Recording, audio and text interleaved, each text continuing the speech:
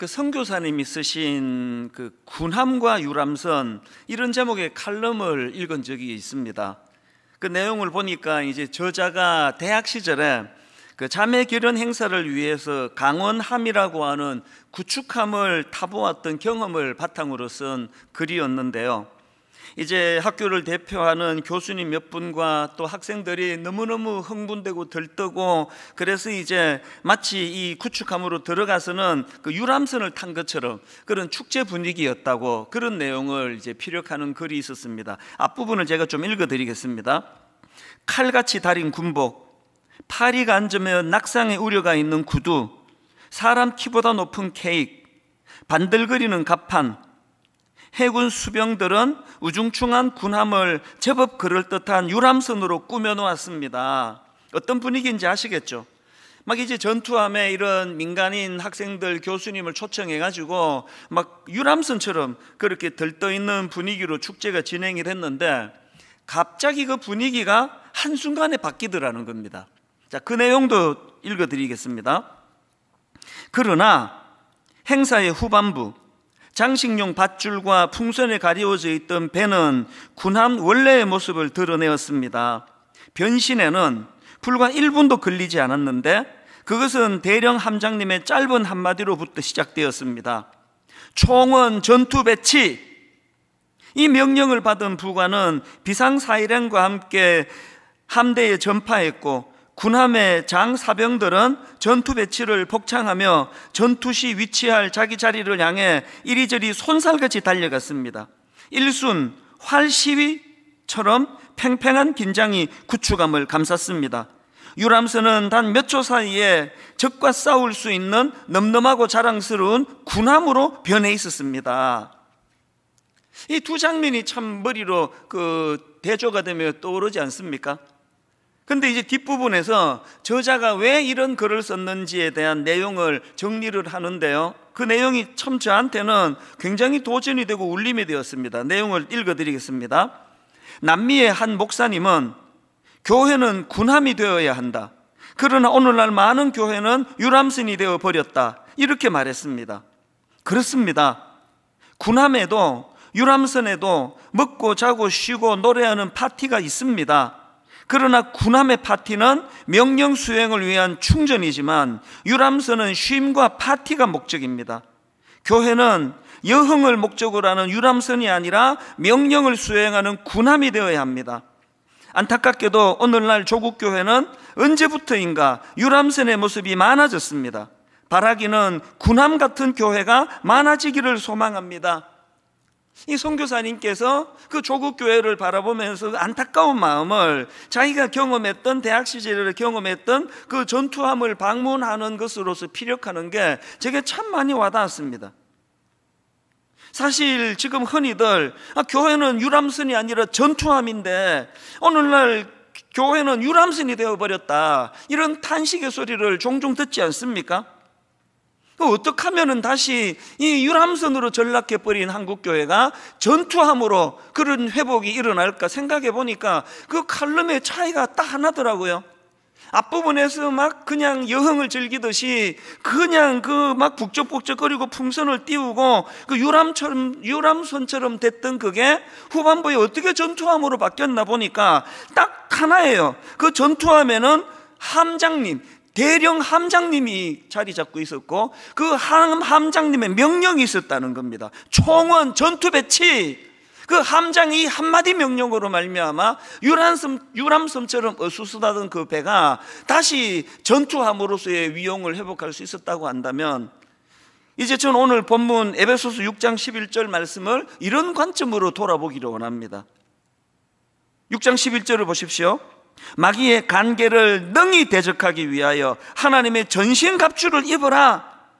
저는 이 말씀을 묵상하는데요, 마치 그 칼럼에 나오는 대령 함장의 그 명령처럼 총원 전투 배치, 이 말씀으로 들리는 것 같아요.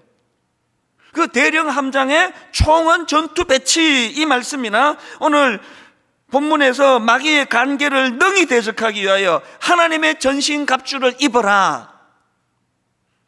여러분, 오늘날 교회 안에 함장 되시는 예수 그리스도가 살아계시고 함장 되시는 예수 그리스도가 이렇게 선포하시는 선포 말씀에 귀를 기울일 수만 있다면 유람선으로 전락해버렸다는 탄식이 난무하는 이 시대에 어느 날 교회가 다시 전투함으로써의 위용을 회복하게 될 줄로 믿습니다. 이런 점에서 저는 코로나19가 참 우리를 아프게 하는 그 이후로 종종 저는 요한복음 2장에 나와 있는 가나 혼인잔치의 그 한마디를 머릿속으로 자꾸 맴도는 습관이 생겼습니다.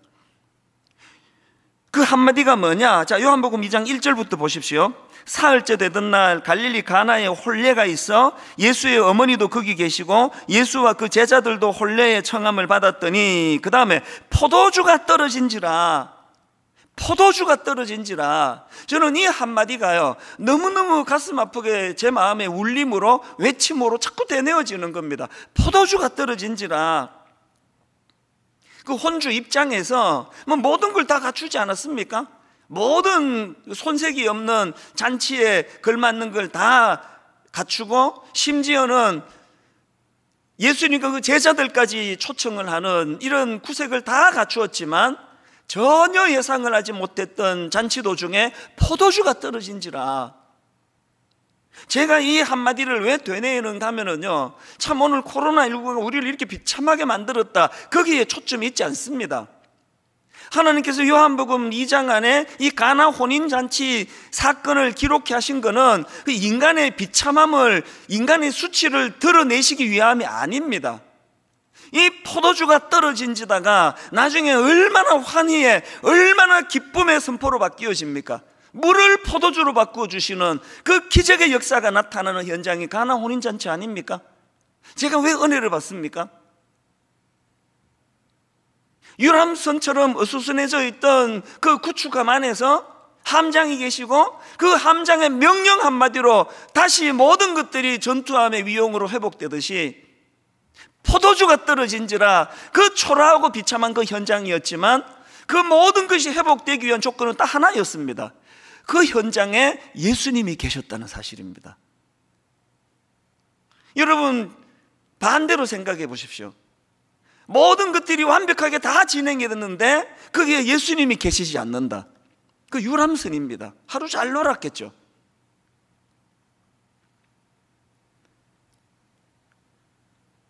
이런 점에서 저는 오늘날 이 포도주가 떨어져 버린 그 가나 혼인 잔치집 같은 오늘 이 가슴 아픈 한국교회 현실 앞에서 우리 모두가 다 이제 교회는 유람선이 아닙니다. 이제 교회는 전투선입니다. 이렇게 다시 은혜를 회복하기 위해서 우리가 갖추어야 될 조건이 딱 하나입니다.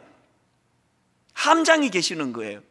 함장 되시는 예수님이 오늘도 말씀하고 계시는 겁니다.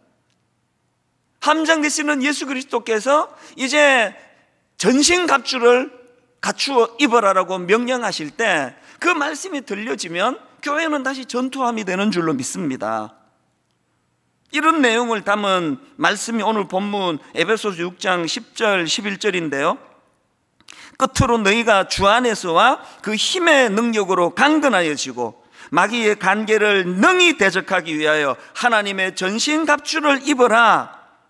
그래서 이제 내일부터 시작되는 특별 새벽 부흥의 주제를 하나님의 전신갑주를 입어라 이렇게 정한 것은 참 잘된 결정이라 생각합니다. 이제 함장 되시는 예수님을 의식하고 함장 되시는 그 예수님이 선포하시는 이 말씀을 한 주 동안 묵상을 하면서 우리 개인과 또 우리 모든 교회들이 이제 참 초라하기 짝이 없는 여흥이나 즐기고 앉았다고 비난을 받는 교회가 이제는 제 역할을 잘 못한다고 하는 이런 초라한 유람선이 되어버렸다는 그런 비난에서 벗어나 이제 제 기능을 바라는 전투선이 되는, 전투선으로 위용을 드러내는 이런 회복이 일어나게 될 줄로 믿습니다. 그래서 제가 이 에베소서 6장 10절부터의 말씀을 쭉 묵상을 하고 본문은 프린트에서 읽고 또 자료들을 보고 하다 보니까 이게 하나님의 전신갑주를 입어라, 그 입는 거 아닙니까? 그 입어라라는 여기에 착상을 해서 구약의 인물들을 쭉 정리를 해보니까요 딱 떠오르는 인물이 그 몇 명이 나오는 겁니다. 그 입어라, 입는다 이거와 관련해 가지고 딱 떠올랐던 인물이 첫 번째 인물이 나만 장군입니다. 자, 열왕기하 5장 1절입니다. 아람 왕의 군대 장관 나아만은 그의 주인 앞에서 크고 존귀한 자니 이는 여호와께서 전에 그에게 아람을 구원하게 하셨습니다. 그는 큰 용사이나 나병 환자더라. 여러분, 이 말씀에서의 대반전이 이겁니다. 그는 큰 용사이나, 그는 그의 주인 앞에서 크고 존귀한 자라고 평가를 받으나 모든 사람이 그를 대단한 사람으로 그렇게 칭송하면서 띄우나 나병 환자더라예요. 저는 이 말씀 속에서 나아만 장군의 고뇌를 엿볼 수 있다고 생각하는데요, 누가 자기를 크고 존귀한 자라고 세우든지, 누가 자기를 큰 용사라고 떠받들든지 그런 거와 상관없이 누가 아무리 자기를 짙게 세워도 본인은 이 나병 환자라는 고뇌에서 벗어날 수 없는 그 마음의 아픔을 가졌다고 생각을 합니다. 이런 관점에서 보면요, 나아만 장군의 그 화려한 갑옷은 자기의 부끄러움과 수치를 감추는 도구로 전락될 수 있다는 거 아닙니까? 오늘 현대인들의 모습 아닙니까? 유난히 그 자기를 과시하기를 좋아하고 뭔가를 이 세상적인 그 무엇을 가지고 그것을 떠벌리기 좋아하는 사람들을 보고 아이고 저 교만한 사람 이렇게 하시는 분이 계시는데 그 잘못 보신 거예요. 유난히 자기를 과시하기 좋아하고 하는 그런 분들은 그만큼 내면이 허하다는 소리예요. 감추고 싶은 게 많다는 뜻입니다. 공허함이 크다는 것입니다. 오늘 여러분, 우리가 함장되시는 예수 그리스도께서 정말 우리 하나님의 전신갑주를 입으라라는 이 말씀이 들려지기를 원한다면 먼저 이런 내 이 부끄러움을 가리는 나아만 장군의 갑옷을 벗어버려야 돼요. 벌거벗은 몸으로 하나님 앞에 단독자로 서야 됩니다. 하나님, 몰라서 사람들이 저를 어떻게 평가하는지 몰라도 저는 여전히 하나님 앞에 은혜가 필요한 초라한 인간에 불과합니다. 이 나아만 장군의 갑옷을 벗는 사람의 모습이라고 상징적으로 좀 그렇게 생각을 합니다. 그런가 하면은 이 전신갑주를 입어라 이 말씀을 묵상하다가 한 인물이 더 떠올랐는데요, 골리앗 앞에서는 다윗입니다. 그 어린 다윗이 지금 물맷돌을 들고 골리앗을 상대하려고 나아가려고 하는 그 상황인데요, 사무엘상 17장 38절입니다. 이에 사울이 자기 군복을 다윗에게 입히고 놋투구를 그의 머리에 씌우고 또 그에게 갑옷을 입히매. 이게 왜 문제가 되느냐? 39절입니다. 다윗이 칼을 군복 위에 차고도 익숙하지 못하므로 시험적으로 걸어보다가 사울에게 말하되 익숙하지 못하니 이것을 입고 가지 못하겠나이다 하고 곧 벗고 그 화려한 사울왕의 갑옷을 벗어버렸어요. 그리고는 이제 40절에서 손에 막대기를 가지고 시내에서 매끄러운 돌 5을 골라서 자기 목자의 제구 곧 주머니에 넣고 손에 물매를 가지고 블레셋 사람에게로 나아가니라. 여러분, 그 겉만 번드르하게 꾸미는 걸 허례허식이라 그러지 않습니까? 오늘 저를 포함해 수많은 현대인들이 다윗 왕의 갑옷으로 치장하기를 좋아합니다. 큰 교회 목사래. 그 굉장히 듣기 좋은 이야기 아닙니까? 유명하대. 그 목사 설교 많이 듣는데, 때때로 저는 제게 씌워져 있는 그 모든 것들이 다 사실은 이게 함정일 수 있다. 이게 다윗의 옷에 씌워진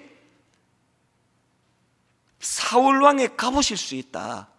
이걸 벗어 던져야 된다. 이걸 벗어 던지지 않고는 하나님의 전신갑주로 덧입기가 어렵다. 그런 자각을 할 때가 종종 있는 것을 고백할 수밖에 없습니다. 여러분, 이렇게 나아만 장군의 자기 치부를 가리는 차원에서의 갑옷을 벗어 던지고 그런가 하면은 그 어린 다윗에게 더 씌워진 이 화려한 사울 왕의 갑옷을 다 벗어 던지는 것으로부터 은혜가 시작이 된다고 한다면, 그런 면에서 저는 사사기 6장에 나오는 기드온의 갑옷, 굉장한 의미를 가지고 있다고 생각을 합니다. 이게 무슨 말씀인가 하면은, 여러분 그 사사기 6장에 나오는 기드온 아시잖아요. 원래 겁이 많고 참 소심하고 심약했던 사람입니다. 사사기 6장 11절입니다.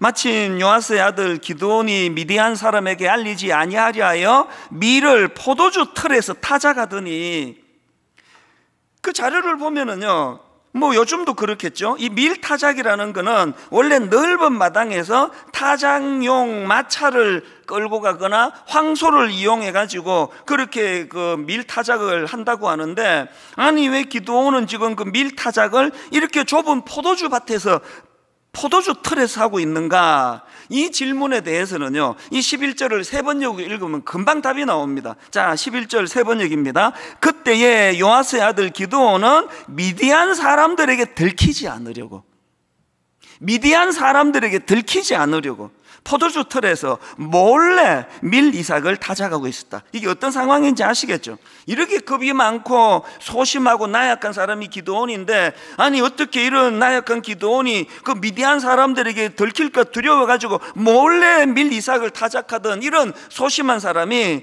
나중에 그냥 그 미디안과의 전쟁을 진두지휘하고 그 전쟁에서 대성을 거둔 업적을 남기고 이런 용사가 될 수 있었을까? 이 놀라운 변신의 근본적인 원인이 뭘까? 근원이 뭘까? 바로 이 질문에 대한 답이 사사기 6장 34절에 나와 있습니다. 여호와의 영이 기드온에게 임하시니 기드온이 나팔을 불매 아비에셀이 그의 뒤를 따라 부름을 받으니라. 여러분, 여기 나오는 여호와의 영이 기드온에게 임하시니 할 때 임하시다라는 이 단어는 히브리어로 라브사라는 단어인데요, 이 단어의 기본 의미가 옷을 입다, 옷을 입히다예요. 그래서 구약학자 김지찬 교수님의 책에 보면은 이 부분을 여호와의 영이 기드온을 옷 입히셨다, 이렇게 번역할 수 있다고 그 책에서 설명하는 걸 제가 보았습니다. 그러니까 여러분, 그 심약했던 기드온이 어떻게 그런 용감한 장수가 될 수 있었나 보니까 성령께서 그 연약한 기드온에게 영적 장수로서의 제복을 입혀주셨다는 거예요. 이게 오늘 에베소서 6장 10절 11절 말씀으로 빗대어 우리가 이거를 묵상해 보면은 하나님의 전신갑주를 덧입게 됐다는 그런 이야기 아닙니까? 저는 저와 여러분 모두가 이번에 정말 하나님의 전신갑주를 덧입기 위하여 하나님, 나만의 갑옷을 벗기를 원합니다, 사울의 갑옷을 정말 벗기를 원합니다, 이런 맥락으로 보면은요, 저는 지금 몇 주째 시리즈로 이 코로나19가 우리에게 주는 의미, 메시지가 뭘까? 그래서 이제 하나님께서 우리 민낯을 다 드러나게 하신 사건이다. 뭐 순장 10년 차, 뭐 장로 10년 차, 뭐 이런 것들이 참 이 코로나19 앞에서 얼마나 무기력한가라는 걸 다 드러내신 사건이다. 뭐 순장 10년 차가 뭐 그게 뭐 민낯이 드러나는 게 뭐가 부끄럽습니까? 목회 30년 차인 제 민낯이 다 드러나고 있는데요. 그런가 하면은 오늘 이 본문을 가지고 제가 묵상하다가 보니까 여러분, 코로나19 이 사건은요, 하나님 우리 민낯을 드러내게 하신 사건인 동시에 하나님이 그 나만의 갑옷으로 치장하고 있는 우리 갑옷을 확 벗겨버린 사건이라 생각합니다. 한국 교회가 그냥 교회도 크고 사람도 많이 모이고 그냥 그럴듯하다고 그렇게 살아가던 저희들에게 영적인 실력이 밑바닥이 다 드러나게 만드신 사건이라고 저는 생각을 하는데요, 이게 왜 우리에게 위로가 되고 희망이 되는지 아십니까? 하나님이 이렇게 우리가 의지하던 나만의 갑옷을, 사울 왕의 그 화려한 갑옷을 확 벗겨버리시는 거는 그 우리를 그냥 수치로 몰고 가시기 위한 게 아니고요, 그렇게 하시기 위해서, 그렇게 하시는 하나님의 의도 속에는 기드온의 갑옷을 입혀주시기 원함입니다. 오늘로 말씀드리자면 하나님의 전신갑주로 덧입혀 주시기 위해서입니다. 애가 한 6살, 7살 이렇게 되면은 이 밖에 나가서 막 그냥 흙바닥을 뒹굴고 막 옷 전체가 다 더럽고 냄새가 나고 그런데요, 그 미운 7살이라 그러지 않습니까? 아무리 옷을 갈아입으라고 그 냄새 난다고 먼지 묻었다 이렇게 해도 애들이 그 귀찮아서 안 합니다. 그런데 어떤 엄마들은 애한테 그렇게 달래고 그렇게 할 때도 있지만 아무 말 안 해가지고 옷을 획 벗겨버려요. 화들짝 놀라면은 씻겨가지고 새 옷을 입혀주는 그 어머니의 마음, 이게 오늘 본문에서 오늘 우리 심령에 하나님의 전신갑주를 입어라, 이 말씀을 주시는 하나님께서 오늘 이 코로나19를 통하여 우리의 부끄러운 민낯을 그대로 드러내시는 하나님하고 그 마음이 좀 비슷한 거 아닐까, 그런 생각을 해보는 겁니다. 그래서 이제 내일부터 이제 에베소서 6장 10절부터 20절까지의 말씀을 바탕으로 하나님의 전신갑주를 입어라, 이 시리즈 설교를 이제 시작을 하는데요, 제가 이번에 한 가지 좀 제안을 하고 싶습니다. 제안보다는 조금 더 센 표현으로 제가 한 가지 뭐라고 표현할까요? 도전을 드리고 싶습니다. 더 노골적으로 말씀드리면 숙제를 드리고 싶습니다. 이번에 이 하나님의 전신갑주를 가지고 시리즈로 공부할 동안에 여러분 에베소서 6장 10절부터 20절까지를 암송하게 되시기를 바랍니다. 이 암송을 거룩한 숙제로 부담으로 받아서 이제 우리 모두가 다 매일매일 이제 우리 팀에서 만든 하나님의 전신갑주를 입어라, 이 홈페이지 오셔가지고 이거 다운받으셔서 매일매일 묵상의 재료로 삼으시고요. 그런가 하면은 무엇보다도 중요한 거는 본문, 이 에베소서 6장 10절부터 20절을 이제 우리가 암송하면서 은혜를 누리는 한 주간이 되시기를 바랍니다. 다 모여서 예배를 드리면 제가 좀 확인도 하고 아멘도 해보라 그러고 이러겠는데, 이게 가정에서 예배 드리는 게 이게 좀 불편합니다. 자, 오늘 제 귀에는 안 들리겠지만 각 가정에서 예배 드리시는 분들이 하나님 앞에 결단하는 차원에서 제가 숙제를 드리면 아멘으로 화답해 주시기를 바랍니다. 이번 특세 기간 동안에 혹은 나는 잘 암기가 안 됩니다 하는 분들은 한두 주 더 연장을 하더라도 이번 기회에 에베소서 6장 10절부터 20절 말씀을 암송하게 되시기를 바랍니다. 여기저기서 지금 아멘의 소리가 퍼져나가고 있으리라고 믿습니다. 자, 이제 본격적으로 이 하나님의 전신갑주를 입어라라는 이 말씀의 의미를 이제 본격적으로 살펴보기 전에 먼저 이제 간단하게 이 말씀이 가진 전제 세 가지를 제가 좀 설명을 드린 다음에 이제 본론으로 들어갈까 합니다. 전신갑주를 입으라는 이 말씀과 관련한 전제가 세 가지 있는데, 첫 번째 전제가 뭐냐? 지금은 영적으로 전쟁 중이라는 걸 자각하라는 겁니다.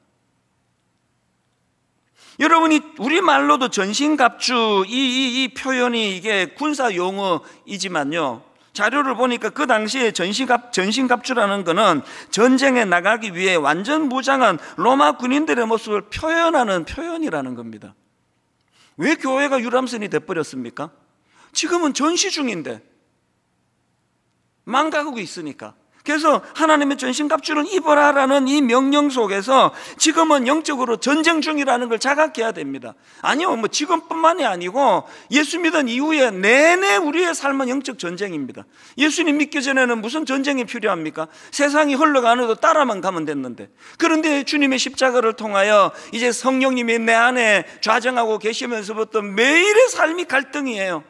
매일의 삶이 이 악한 세상의 가치관과의 이 자녀 교육이 왜 이렇게 어렵습니까? 아직 어린아이들은 세상 가치관의 영향을 더 많이 받다가 보니까 그 싸움이 힘이 들어도 보통 힘든 게 아니지만 포기하지 않고 그렇게 싸워 나가는 거 아닙니까? 그런가 하면은 전신갑주를 입으라는 말씀의 두 번째 전제가 뭐냐 하니까 승리하기 위해서 강한 군사가 되라는 것입니다. 12절을 보십시오. 우리의 씨름은 혈과 육을 상대로 하는 것이 아니요, 이런 표현이 나오는데요, 우리말 성경에는 이 씨름으로 표현을 했는데, 제가 그 NIV 성경을 찾아보니까 여기에 나오는 이 씨름 대신에 스트러글이라는 그 단어를 썼더라고요. 우리가 잘 알듯이 투쟁하다 이런 뜻을 가진 단어인데요, 제가 좀 더 깊이 보려고 국어 사전, 영어 사전을 제가 찾아봤더니요, 야, 이 표현 하나하나가 꼭 무슨 우리 인생의 그 점층법처럼 그렇게 설명을 달고 있더라고요. 이 스트러글이라는 단어의 그 사전적인 설명이 이렇게 돼 있었습니다. 투쟁하다, 몸부림치다, 허우적거리다, 버둥거리다, 힘겹게 나아가다. 이게 꼭 그 점층적으로 우리 삶을 보여주는 것 같아요. 여러분, 우리 삶 자체가 투쟁하는 삶 그 자체 아닙니까? 우리 삶 자체가 투쟁일 뿐만 아니라 그 투쟁하는 과정에서 몸부림치고 허우적거리고 바둥거리면서 그렇게 힘겹게 나아가는 삶이 우리 삶 아닙니까? 왜 우리가 강해져야 된다고요? 영육간의 이 땅의 삶이 이렇게 투쟁적인 삶을 살아야 되기 때문에, 그래 우리가 더 강해져야 된다는, 맨날 그냥 우는 소리하고 죽겠다 그러고 못 살겠다 그러고 이렇게 갈 수 없으니까 더 강해져야 된다는 거예요. 그게 성경에 보면은 강하라, 담대하라 이런 권면이 참 많이 나오는 걸 알지 않습니까 여러분이? 디모데후서 2장 1절, 내 아들아 그러므로 너는 그리스도 예수 안에 있는 은혜 가운데 강하고, 또 이사야 1장 6절 7절, 강하고 담대하라. 너는 내가 그들의 조상에게 맹세하여 그들에게 주리라 한 땅을 이 백성에게 차지하게 하리라. 오직 강하고 극히 담대하여. 여러분, 전쟁 중이라면 승리해야죠. 승리하기 위해서는 약해서 안 된다는 겁니다. 강한 군사가 되시기를 바랍니다. 이것이 두 번째 전제입니다. 그리고 마지막 세 번째 전제는, 전신갑주를 입으라는 말씀 속에는 어떤 전제가 있습니까? 강한 군사가 되기 위해서는 영적으로 무장해야 된다. 이게 전제로 나와 있는 말씀 아닙니까? 이제 내일부터 일주일 내내 이 무장에 대한 말씀들을 이제 나누게 될 것입니다. 이 세 가지 전제를 마음에 담으시고요, 이제 좀 더 구체적으로 이 하나님의 전신갑주를 입으라는 말씀이 가진 두 가지 의미를 이제 간략하게 살펴보고 오늘 이제 첫 시간 말씀을 정리하려고 하는데요. 자, 여러분, 하나님의 전신갑주를 입는다는 의미 두 가지 중에 첫 번째 의미가 뭐냐? 힘의 근원을 안다는 뜻입니다. 힘의 근원을 안다. 더 정확하게 말하면 그 힘의 근원이, 우리가 강한 군사가 돼야 되는데 그 힘의 근원이 내 안에서 나오는 게 아니다, 하나님으로부터 주어지는 것이다. 이걸 안다는 뜻이에요. 자, 에베소서 6장 10절이 그 내용입니다. 끝으로 너희가 주 안에서와 그 힘의 능력으로 강건하여지고. 그 우리말에는 이 문법이 사실 뭐 그렇게 중요한 것 같지가 않은데요, 헬라어로 보면은 이 문법이 의미에 굉장히 영향을 미치는 걸 알 수가 있습니다. 오늘 여기 나와 있는 그 힘의 능력으로 강건하여지고, 이것도 마찬가지예요. 이게 문법적으로 보면은 이게 수동태 명령형입니다. 이 수동태 명령형으로 이걸 읽으면 어떻게 되느냐? 더 정확하게 읽으면 이렇습니다. 강건하여지고, 이 말의 의미는요, 강해져야 하는데 스스로 강해지는 것이 아니라 외부의 힘에 의해서 강해지는 것, 이걸 강조한 문법이에요. 이게 그 외부의 힘이 어떤 힘입니까? 10절 다시 한번 보십시오. 가운데를 강조를 두고, 끝으로 너희가 주 안에서와 그 힘의 능력으로 강건하여지고. 강건해져야 되는데 스스로 강해지는 게 아니라는 걸 강조한 표현입니다. 아까 제가 언급했던 디모데후서 2장 1절도 마찬가지입니다. 내 아들아 그러므로 너는 그리스도 예수 안에 있는 은혜 가운데 강하고, 여기 나와 있는 강하고, 이것도 수동태 명령형이에요. 그러니까 강하여지되 스스로 강해지는 것이 아니라 예수 안에 있는 은혜로 강해진다는 뜻이에요. 이 즈음에서 제가 이 본문과 관련한 간증을 드릴 수가 있다면요, 일만성도 파수 운동이 진행되는 내내 제 마음으로 뭐 절규처럼 제가 두 가지를 선포하고 대내고 저 자신을 향해서 꾸짖기도 하고 하는 두 마디가 있습니다. 하나가 뭐냐? 네가 하고 있는 일에 너무 큰 의미를 부여하지 마라. 제가 저에게 하는 명령이에요. 여러분, 우리가 우리 자신을 너무 많은 의미를 부여하고 우리가 하는 일에 너무 많은 의미를 부여하는 것 자체가 다 이게 위험한 거예요. 막 일만성도 파송 운동을 한국교회를 살리는 일이다, 한국교회를 위하여 우리가 희생하는 일이다, 이렇게 의미를 너무 크게 부여하지 말자는 거예요. 그냥 한 교회로 너무 많이 몰리는 게 하나님 앞에서 이게 비효율적이니까 교회를 잘 나누고 분산하고 큰 교회로만 몰리지 말고 참 수고하는 작은 교회로도 고루고루 참 교회가 그렇게 평균케 하는 은혜를 누리면 좋겠다, 이런 일들이 마음에서 그 시작이 된 거지 이상의 의미가 없다고 생각합니다. 그런가 하면은 저는 여기에 또 한 가지 계속 저를 향해서 그 독백하는 게 있는데요, 힘 빼라, 힘 빼라. 계속 저에게 말합니다. 이 수영 강사들이 늘 하는 이야기인데요, 저는 제게 늘 그런 얘기를 해요. 수영도 안 하지만 힘 빼라. 언제는 뭐 네가 힘써서 됐나? 하나님이 하시는 거 아니냐? 이게 수동태 명령형의 아까 본문 설명과 같은 내용 아닙니까? 나 스스로 강해지는 게 아니라 주 안에서와 그 힘의 능력으로 강건해진다면, 이런 점에서 저는 에베소서 1장 17절부터 나오는 사도 바울의 기도가 너무나 고귀하다고 생각합니다. 우리 주 예수 그리스도의 하나님 영광의 아버지께서 지혜와 계시의 영을 너희에게 주사, 그 다음 보세요, 하나님을 알게 하시고, 그 다음에 18절, 너희 마음의 눈을 밝히사, 너희 마음의 눈을 밝히사 그의 부르심의 소망이 무엇이며 성도 안에서 그 기업의 영광의 풍성함이 무엇이며, 그 다음 19절, 그의 힘의 위력으로 역사하심을 따라 믿는 우리에게 베푸신 능력의 지극히 크심이 어떠한 것을 너희로 알게 하시기를 구하노라. 사도 바울이 기도하고 있는 이 모든 기도는 하나예요. 수동태. 내가 뭘 하고 내가 힘을 바라는 것이 아니라 하나님을 알게 하시고 너희 마음의 눈을 밝히사 그 하나님의 힘의 위력이 얼마나 대단한 능력과 역사를 가져다 주는가를 인식하라는 그 내용 아닙니까?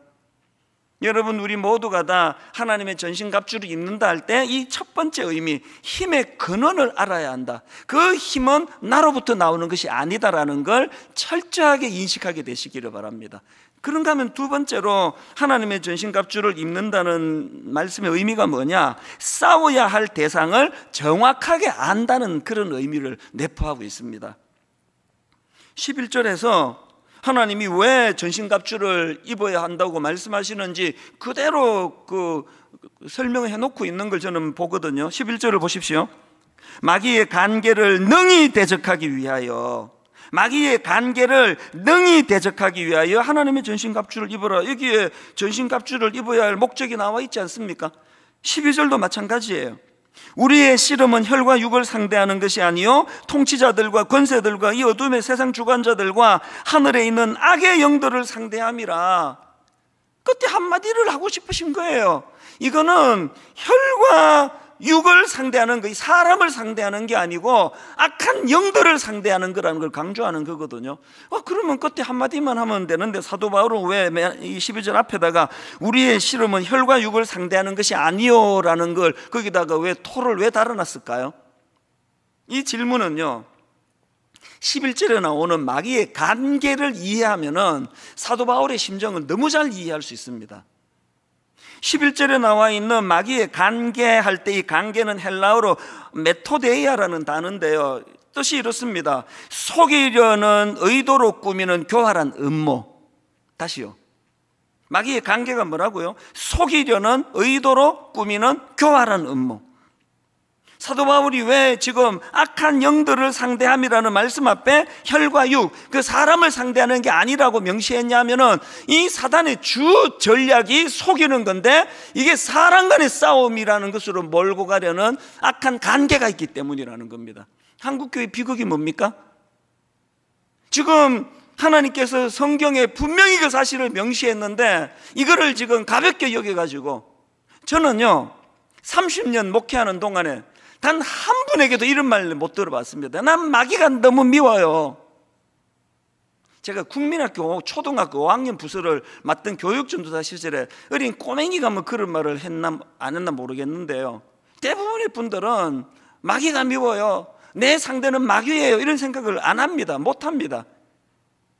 허구한 날 듣는 게 나는 저 시어머니가 미워요, 나는 저 며느리가 미워요, 나는 저 목사가 싫어요, 나는 저 장로가 미워요.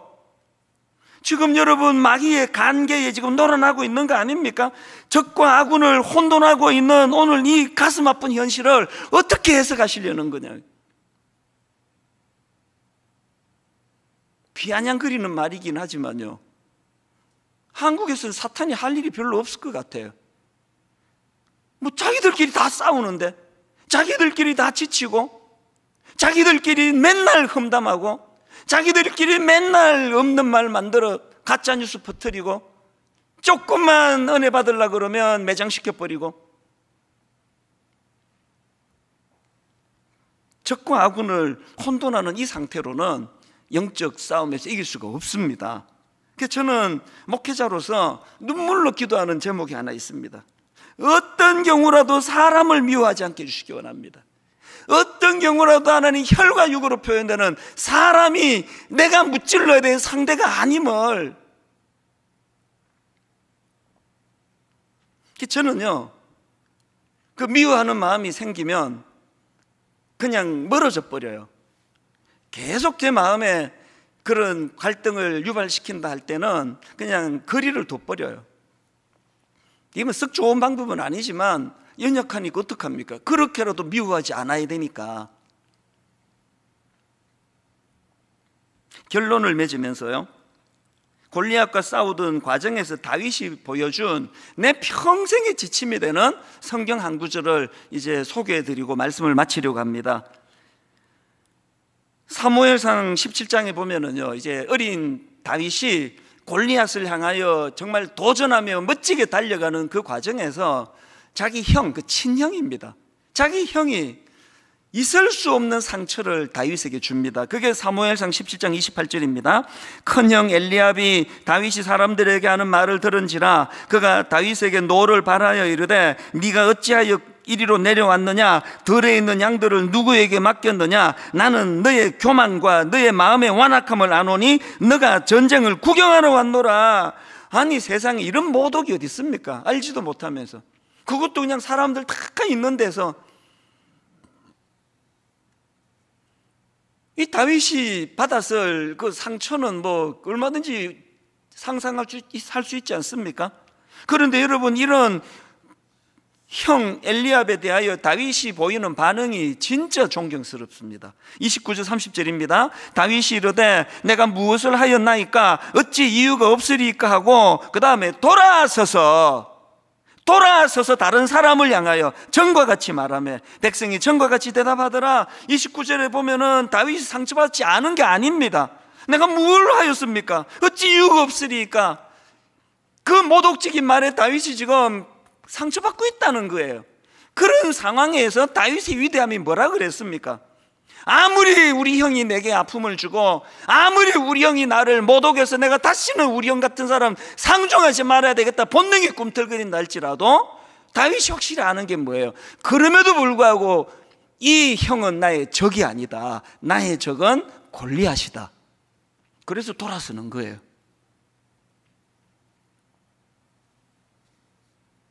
이 두 가지 의미를 잘 묵상하는 한 주간 되시기를 바랍니다.